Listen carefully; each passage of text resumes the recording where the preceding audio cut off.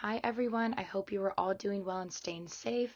I'm recovering from being sick, so if I do cough or you hear a little bit of hoarseness in my voice throughout today's lecture, that is why. Today we're going to be discussing indoor and outdoor learning environments, and I'm excited to share with you our last and final lecture done by me through the semester, for the semester, and then our remaining lectures will be brought to you by our guest speakers. So some of them are going to be in the style of interview. I have interviewed on Zoom a few of our guest speakers, and then others are creating their own videos with PowerPoints.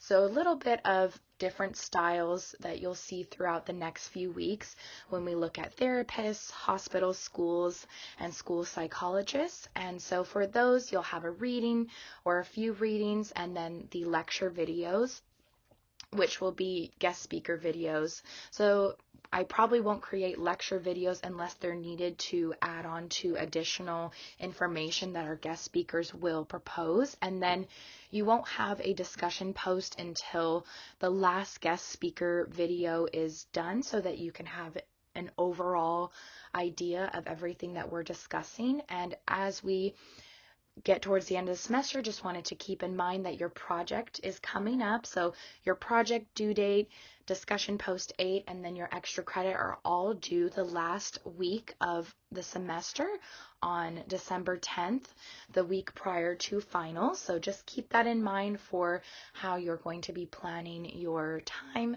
spent.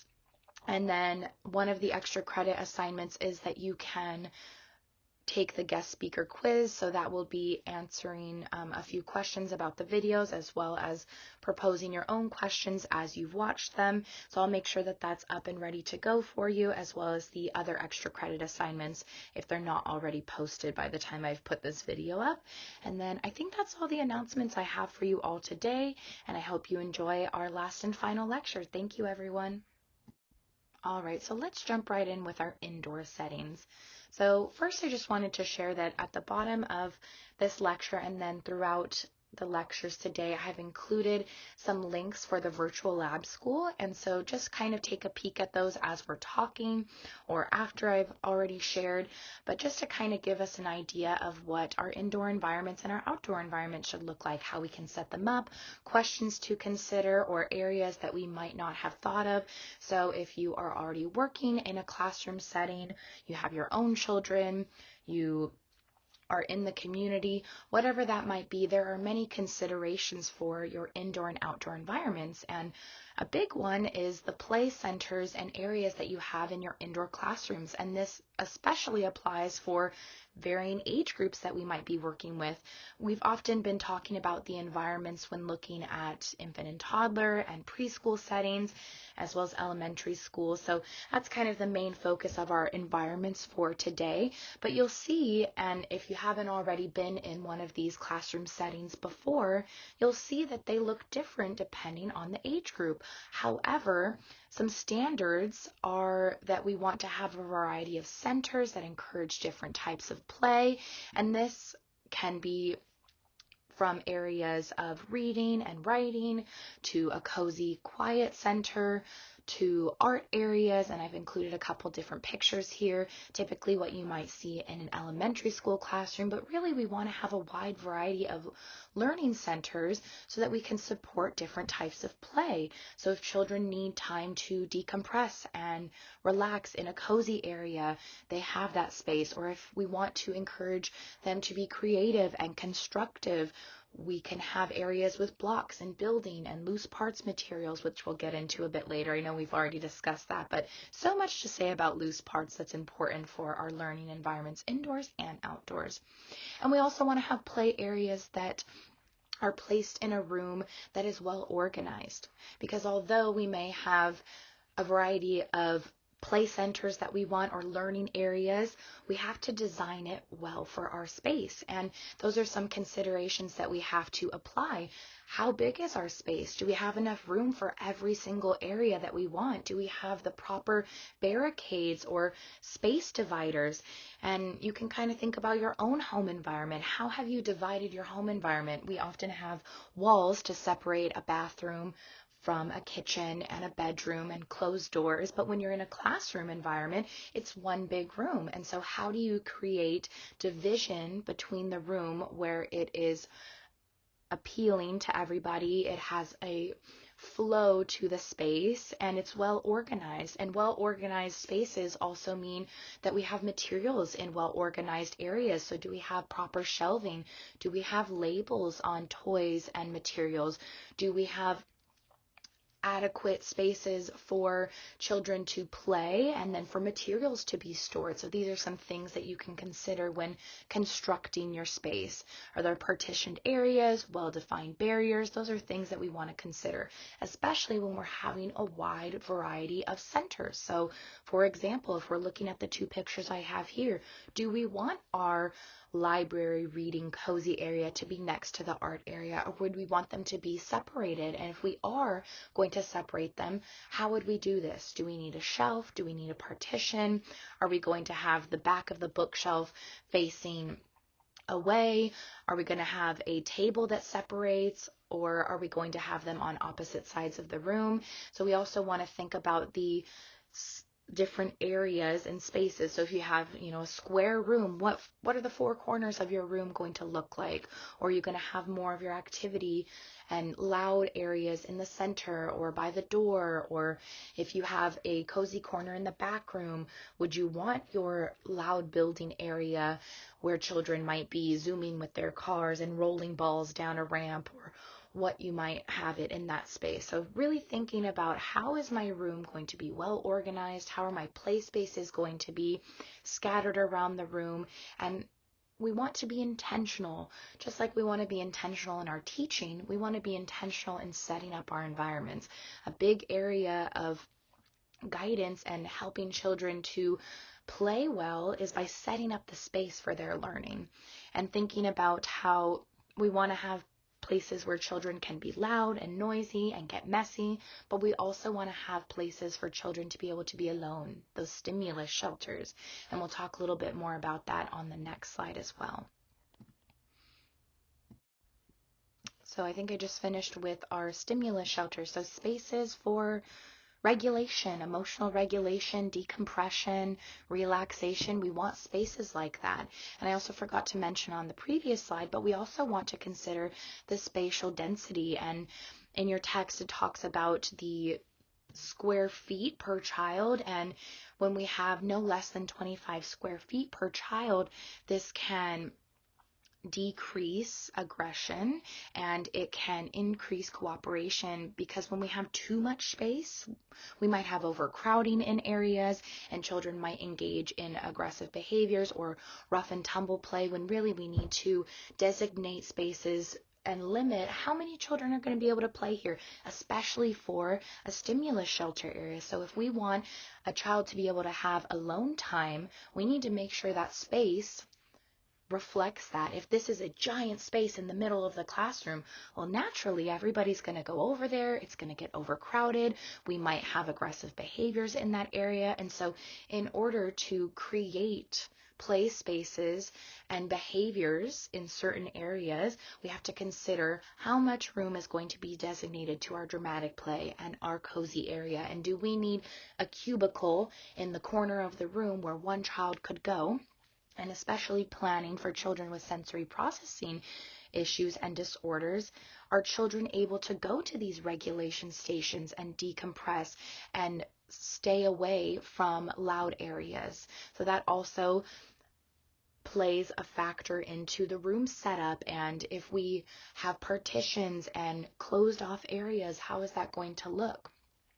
And also just adding on to our friends and students who have sensory processing issues, are children able to have communication with you in this space? Are they able to learn without distractions? Do they have access to materials? This is for every child in the classroom, but especially thinking about children who have sensory processing issues. Are they going to be able to have ways that they can communicate with you if they need to go into that regulation station? And maybe we need more than one regulation station, 2 in each room, or, one big area that's split into 2. Just things to kind of think about. Other things big are our aesthetics. So thinking about, your space and creating a home-like feel. Thinking about the color, the level of noise, the lighting. Is this space peaceful? Is this a space that a child would want to go and learn and relax and be with their friends and interact with their teachers? So we want to think about how, if you're putting lots of color in the space, how is that distributed? If you have big, bright red walls in every single four corners, and then you have big, bold graphics everywhere, what is that kind of space telling you? If you have more toned down colors, maybe you have more plants, maybe you have more cozy and soft things, what is that telling you? If you have a variety of different fabrics, if you have a variety of different woven baskets, for example. So what is your space, the color, the texture? How is that creating an environment that is warm, welcoming, inviting? Think about when you step into your room or your home space. How do you create a sense of peace and ambiance as you step into that space? I'm in the process right now of rearranging my space in my room and thinking about, okay, how am I going to create a space where I can relax, but I can also work and be productive? Somewhere that I can come and breathe, but also learn. So that also plays into the lighting. Do we have natural lighting? Oftentimes in classrooms, especially when we think about older children and young adolescents, teens, the classrooms are not able to always have natural lighting, especially if there's no windows in the classroom. And so we see research showing that natural lighting and daylight and having windows is associated with student productivity, but yet we are in rooms that have no natural lighting and fluorescent lights, and the space, the lighting in itself is creating headaches. It is creating behaviors that are disruptive. It is creating sensory processing issues for a variety of different reasons. Same with the noise level. Noise in preschool classrooms adversely affects children's behaviors. Excuse me. So think about, if we have a lot of open space in the classroom, noise levels are going to be increased, and we're going to have loud noises pinging off of every wall. So maybe we need to figure out, okay, how do I create a sound barrier in my classroom that is going to allow the noise level to stay a bit lower? How am I creating environments with the materials and the lighting and the colors that are going to reduce noise level? If the lighting and the colors of the room are not so jarring, more than likely students aren't going to be as loud and quote unquote obnoxious in their behaviors. They're going to feel more relaxed, more at home. Again, that peaceful home-like quality. And I've included here, again, a couple different links for you. One with just looking at peaceful environments for children and how do we create that? How do we welcome children? How do we create connections with our natural spaces in order to evoke engagement and learning? Same with children who have sensory processing issues, just kind of looking at, okay, if I understand better what this child needs and what might be hindering them related to their sensory development, how can I create a classroom that supports them? And then again, with the virtual lab school, just really thinking about the environment and designing a space and organizing it in a meaningful way. Thinking really, what messages are you sending to the children in your space? Can everyone participate? Can everyone feel welcome? How do your designs and your materials impact children's behaviors? How do children feel emotionally when they step into your space? Now let's talk a little bit about play materials. And this is going to extend indoors and outdoors, and I'll touch on some of this again a little bit later when we discuss outdoor environments in a bit more detail. But really what we want to focus on is thinking about how we could have a mixture of real and unstructured materials. And excuse me, thinking about for younger children especially, we may need duplicates of materials that we have because they're still working on taking turns and sharing. So why not have a few extra materials if we're able to. I know that not every play space and center or home environment or classroom, whatever space you are thinking about designing or stepping into, you might not have accessibility to that. But ideally, if we're able to, why not have a few extra materials so that everyone can play and we can have a variety of different learning centers going on? And even if we don't have access to 10 sets of baby dolls, okay, if we've already considered the room arrangement and the play centers, maybe we don't need them, because then we have 3 sets of baby dolls. And so 3 children can play with the baby dolls, and then we can have 4 children over in the building and constructing area where we have figurines that have babies. And so we can think about how the design of our environment can help support the play materials that we have in there. And of course, we also always want to think about culturally relevant materials and inclusivity in our materials. And so when we're looking at the baby dolls in our environment and the play figurines and the animal figurines and the books and the way that we're presenting photos and the aesthetics in our classrooms, how are those materials relevant culturally? Do we have a variety of different skin tones of the baby dolls and the people figurines? And are they wearing different types of clothing from different cultures? How about the animals? Are they reflective of different parts of the world? And thinking about how these culturally relevant materials are not only going to support children feeling welcome in the classroom, but what a great opportunity for you as a teacher or an adult in your role to support children's understanding of themselves, of their fellow classmates and friends, and also of just learning about the world in general, learning about different cultures, languages, and clothing, what people eat. So many different learning opportunities that can stem from the materials that you have based on culturally relevant materials. And then, as I mentioned earlier, just rediscussing the importance of loose parts. And we see that loose parts empower creativity. They engage children in ways that fixed materials can't always do. They provide opportunities for extended imagination and constructive play. And adults can help children to explore using loose parts materials beyond a fixed idea. If we have a puzzle piece, we know, okay, I'm going to be using the puzzle pieces. I'm going to pick up the puzzle piece and I'm going to put it in its designated puzzle slot. But if I'm looking at the picture here, we're in the building area, I have pine cones that I see, I have rocks that have been painted on, I see blocks and baskets, and so I could create an entire city or town using all of these different loose parts materials.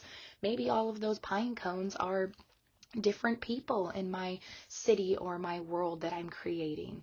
And we open up opportunities for sociodramatic play and cooperation between peers.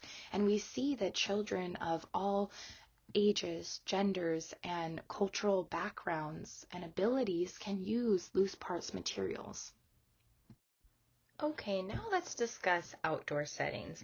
And as I mentioned earlier, we've already been kind of talking during our nature lecture and a little bit at the beginning of today's lecture about the importance of loose parts. And so I have another video for you to watch related to loose parts. And so go ahead and take a peek at that and really think about, when you're watching, how are these materials able to be flexible for any type of child, any type of setting, regardless of indoor or outdoor?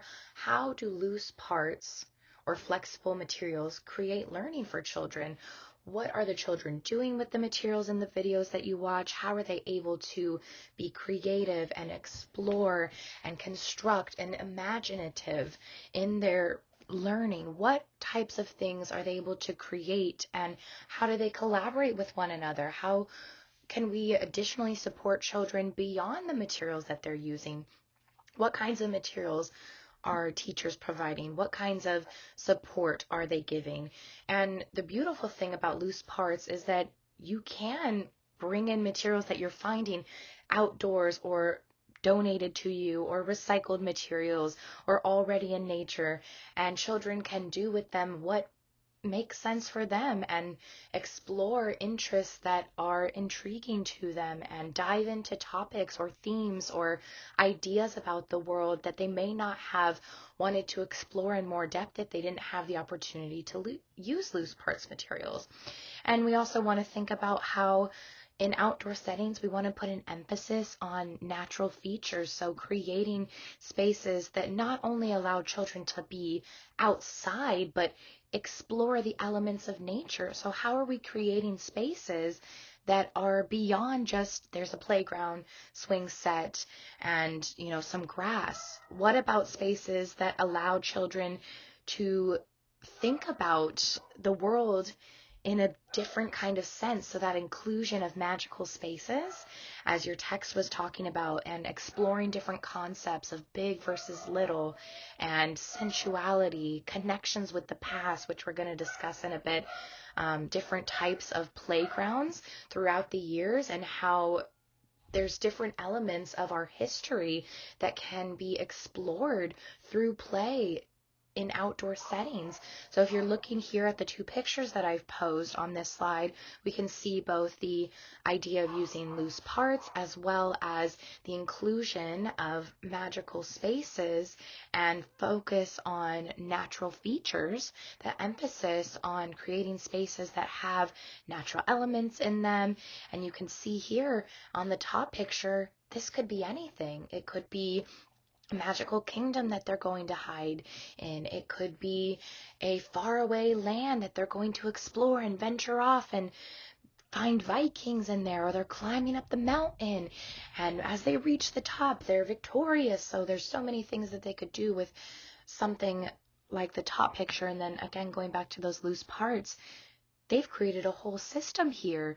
It could be an extension on irrigation and water production. It could be a pipeline for them to work a plane or a car, a gas station. There's so many things that they could create and engage in dramatic or socio-dramatic play with peers.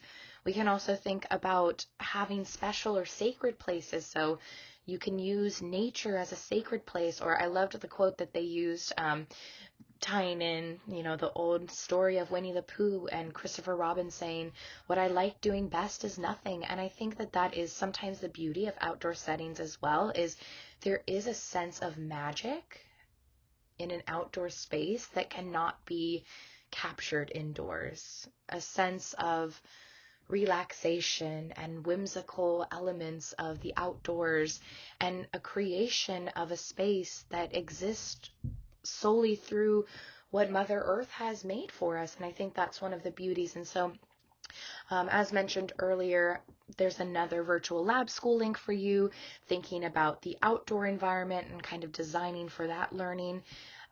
Thinking about, how do we identify quality designs and spaces, things such as, do children have access to water where they can play and drink? Do they have access to freely move around? Are safety precautions being met, such as, things that we might not consider if we're just sending children outside to play, like shade, or if there's hazardous materials, are they clear of that? Can all children access your outdoor space? Can all children play? And also, just like we want to do indoors, are indoor activities extending outdoors? Do we have art? Do we have dramatic play? Do we have science? Do we have construction? And are teachers creating meaningful moments of play with children using a variety of different materials and equipment, especially natural materials? And there's an emphasis on natural materials when you look into the research behind forest schools. So I want you to take a moment after we're done to watch this video here and look at how much learning is going on simply by what materials the children are using. Sticks, leaves, the outdoors. They're really in the forest, and there's so much learning that's happening and risk that's taking place, and there's freedom in that. And I think that that's also going back to that inclusion of magical spaces. This space in their forest school can be whatever they want. And so I want you to kind of think about, have you seen any schools that resemble this where we live? We live in a very urban city structure, and we don't really see schools in this sense and this kind of ambiance of the outdoors being truly centered around exploring what is. And so take some time to look at that, reflect on that, kind of sit with that for a moment. Okay, so now let's talk a little bit about playground types throughout the eras. And we'll start with the 1900s. And this takes us back quite a ways. And the development of playgrounds and the idea of outdoor play in itself has changed a lot. And we're going to be talking about each of these eras based on the types of equipment that the playgrounds had and their ideas on outdoor play. And so in the 1900s, this era, early to mid 1900s, was the manufactured appliance era. And really, a lot of children spent time working during this time on their farms with their families. They worked a lot. And when they did go to their playgrounds, excuse me, it was mostly empty lots, a place with a hill, or open nature fields, anywhere really that they could find to hang out with friends, groups of peers, play marbles, run around, things like that. And outdoor parks or playgrounds were primarily made up of exercise equipment or an area where recreational activities could be done. And we see a lot of manufactured equipment, swings, slide, merry-go-rounds, and they talked about gymnasias as a way to, excuse me, like I said, I'm still recovering from being a little bit sick. Gymnasias, they kind of brought the the indoor exercise to the outdoors. And so I've included a picture here of what you might see. And there are still some playgrounds like this today. I actually used to go in my hometown. I used to go to a school where they had a playground and a track field, and the playground looked very similar to this. It had a gymnasia feel with exercise equipment, and when I lived in San Francisco, I would walk along the park with my friends and run around there, and they had a lot of exercise equipment set out along the park to play with. So we do still see some of these manufactured appliances, especially the equipment of swings, slides, things like that, implemented into playgrounds still today. And then in the 50s and 60s, the novelty era, this was a time when we saw replications of theme parks, and a lot of playgrounds had elements of the Sputnik space launch and had rockets. And this was a great opportunity for children to use their imagination with elements like the one I have here. And actually the photo that I've included here, this is called Rocket Ship Park, or Los Arboles. I'm sorry, I've always called it Rocket Ship Park since I was a kid. Los Arboles. So this park was created, or the rocket ship aspect of it, in 1964 in Torrance, California. My parents grew up there, and so when I would go and visit my grandparents, we would go to this park. And so this is exactly what I remember it looking like. And they've changed some things, I'm sure, as of when I was a child and went here. And my mom had mentioned to me that when she was a child, they had more figurines of animals that you could ride on, kind of like the idea of a theme park. But this was one of those elements. And I remember we'd climb all the way up. You'd climb up. If you zoom in here, there's a ladder right there at the bottom, and you could climb all the way up to the top and look out of the spaceship, and you could see all of the houses on the hill, and then you could slide down the slide. And so I remember this was a key place that we would want to go, to Rocket Ship Park, when we were visiting my grandparents, and I had a lot of fun there. And I included a link to an article where you can read about Rocket Ship Park and how it kind of came to be. Excuse me, my apologies. And really what we can think about with playgrounds like this, there's not really much to it, but imagination can spark really from anything that's in outdoors, and especially in playgrounds where there's a lot of natural elements too. They create opportunities for imagination and dramatic play. And then as we're moving into the 70s and 80s, our modular design era, we see a lot more wooden designs and a lot more focus on safety. And your text specifically discusses the Handbook for Public Playground Safety. And during the publication of this, there, hold on just a second, I'm going to pause. My apologies. I was having a moment that I needed to cough and it was interrupting the recording, so I thought I'd stop. I think I'm okay now. Okay, as I was saying, in the 1970s and 80s, there was a big emphasis on creating playgrounds with safe equipment, and there were a lot of specific guidelines for designs that were followed from 1970s, 80s into the 90s, and we saw there was decreased elements in the playgrounds that allowed for creativity in play because there was a lot more structure on safety. And then we saw this extend into the standardized era in the 1990s, and your text authors, Frost and Wortham, they actually researched a national preschool and did a playground study around the world, and around the USA, and they looked at different types of equipment and different states and their playgrounds, and they found that preschool playgrounds have a wider range of equipment than public schools and parks, mainly because of storage for materials that were portable and other provisions such as playhouses and grassy areas. It caused a decrease in these materials because of the lack of storage at the public schools and the parks. And so not only did we see decreases in types of equipment unless they were on preschool playgrounds, but we also saw that certain types of equipment and materials were not as valued or centered in the playground areas because of safety concerns. So fixed equipment items such as swings, balance beams, and slides, majority of those things were there and present, but they found that at this time only 51% of monkey bars were being used during their study, and they saw more injuries overall were happening on climbing equipment, especially for 5 to 14-year-olds in comparison to 0 to 4-year-olds. And we saw in their study that there were portable materials like bikes, sand, water, and art, but tricycles were at 57%. And this might also be due to the fact that as children are getting older, especially beyond the preschool years and in parks and areas where they don't have that storage, that we're not seeing as many portable materials like bikes, sand, water, and art.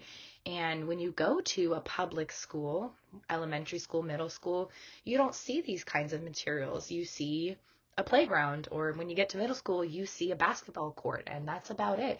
And thinking in that regard, the way that public schools were set up was kind of the way that the 1990s, there wasn't much there, or gymnasia ideas. But it would have been great if I was middle school, high school, to just go hang out, sit on the swings, ride, a bike around the yard or things like that. But we don't see that as much. And we have specific recreational time during PE.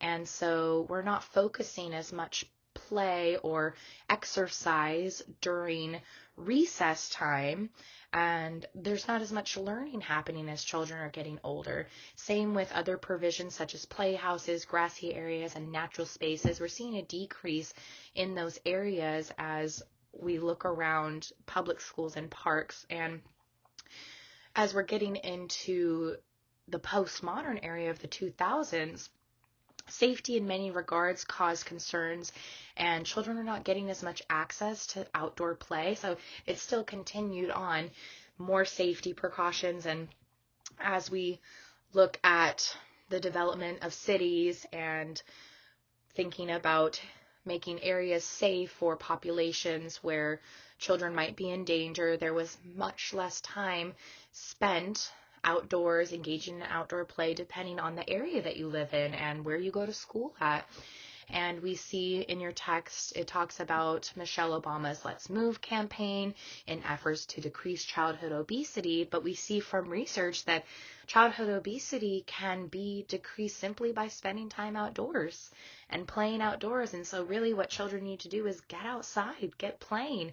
And if we had playgrounds, whether it's in schools or public parks, that had access to more types of ways to move our bodies, we would see that children are able to increase their motor skills, their language skills, symbolic play and manipulative skills, and there's more inclusion that often happens outdoors than in a typical indoor classroom amongst gender, culture, age, and abilities. We see that there's more diverse types of play among genders. Boys play with girls, girls play with boys engage in more sociodramatic play, and girls engage in more constructive play. And really, outdoor play can have meaning for everyone. It's a space that has no limits. Like I said, anything you can do indoors, you can do outdoors as well. Sit under a tree and read a book. You can build with logs. You can write your name in the sand. So many things that can happen.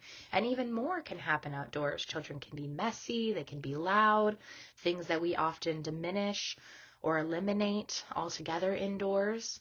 And sensory stimulation increases indoors. And we see things such as music being implemented into the outdoors more. And on the next slide, I have a link for you that talks about Rotary Park in Moab, Utah, and I'll get to talking about that a little bit more. I realized I put that on the wrong slide that I was doing my notes off of, so we'll move on to that one on the next slide. Okay, like I was saying, sensory stimulation. I was getting too far ahead of myself. So sensory stimulation, this is a big thing that we're seeing in play outside, and one of our considerations is creating spaces that allow for multi-use of senses. And so I have here a link to a video at Rotary Park in Moab, Utah, and this is somewhere that I stumbled upon when I was with my family on a trip traveling over the summer, and we needed a place to go and stop and eat, and we stumbled upon this park, and it was absolutely beautiful. And I was so surprised that there was nobody there at the time, but they had an area where you could park, and then there was a shaded picnic bench area with an overlook of a giant green grassy field, and then a little bit further beyond the green grassy field we could see a traditional playground, and there was a small bridge with a lake overlooking beautiful scenery, and then you turn to your left and it was a beautiful musical park with instruments. And so go ahead and check out that video so you can see kind of what that looked like, take you to a place where I was over the summertime. And then other considerations that we want to think about, which we already discussed a little bit on the previous slide, is safety. And I mentioned earlier that I used to live in San Francisco, and so I've also included just a link to Dolores Park. If anyone's ever been to San Francisco, this is a pretty popular park that overlooks the city, and the top picture here is actually a photo of the playground at Dolores Park, and the link I've included here is parental wants for more safety at this park. It's right in the middle of the city, very busy, high traffic, and the park is centered all around a green grass area where anybody from the city can come and hang out. And typically people come with their dogs, people come and have gatherings or parties there. So there's a lot happening in this space, and it's not just dedicated to children playing on the playground. And so in this article, they talk about how they want to fence in the park a little bit more and keep it more private. And from my own experience being there, I can attest that this could be something that would be a positive attribute to create a more safe environment for families and children. But I also noticed when I was reflecting and looking at this picture, some of the playground equipment and elements and their safety. If you zoom in a little bit, you can see the slides, the big metal slides going right down the center of the park, and kind of just thinking about not necessarily here all the time, but in areas where we have high heat, potentially that could be a concern. There's no shade in this area. Even though there's a lot of cool looking equipment, is it all safe? And so these are considerations that you have to think about with any playground, whether it's on a school property or in a public area. Is this playground safe? Does this playground meet all the needs of everybody that might be joining us here?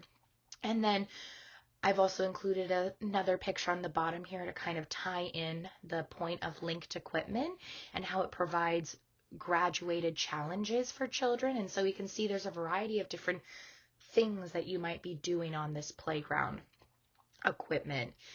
Climbing up the stairs, and then you can play with the tic-tac-toe board. You can look over the edge. You can swing down the bottom of the slides on either end. You can climb up the sides. You might have some monkey bars in the back there. And so we see that having linked equipment, it provides graduated challenges, and we may even have equipment that on one end it has lower impact and children who are of younger ages can participate. So some areas have slides that are double, and so one side is a smaller side for younger children and then a taller slide, and they go down together naturally. But I want to also point out, when we're looking at the two photos here, do we have adaptive equipment? And when I'm looking at them, I don't see anything. And these are two images that I just found randomly online, like I mentioned. However, the Dolores Park image is somewhere that I've been before, and I never even paid attention to that when I went there. I never even considered, is this a space that could be adaptive? Would a child in a wheelchair be able to go down that big metal slide all by themselves? Most likely not. And so, take just a moment here so I don't have to pause the whole video. The last link that I have for you today is We Go Swing, and it's just a quick video that shows how there are more elements of adaptive equipment being incorporated into playgrounds, and this specific swing allows for children or any individual who is in a wheelchair. Sorry. My apologies, everyone. To be able to access swinging without having to be transferred into the swing itself. They're able to stay in their wheelchair, and somebody who is joining them can also stand or sit with them. So I think that that's just something to consider whenever you're going somewhere. Does this space allow for all children to be able to participate? And that is all I have for you today, everyone. I hope you enjoyed our final lecture. I do apologize for having to kind of stop and start and some coughing throughout, trying to heal with time. But please make sure to check out the video links. And if you have any questions, I will be available through email or during office hours this week. I'll be starting them back up again. And I hope you all have a lovely week. Bye, everyone.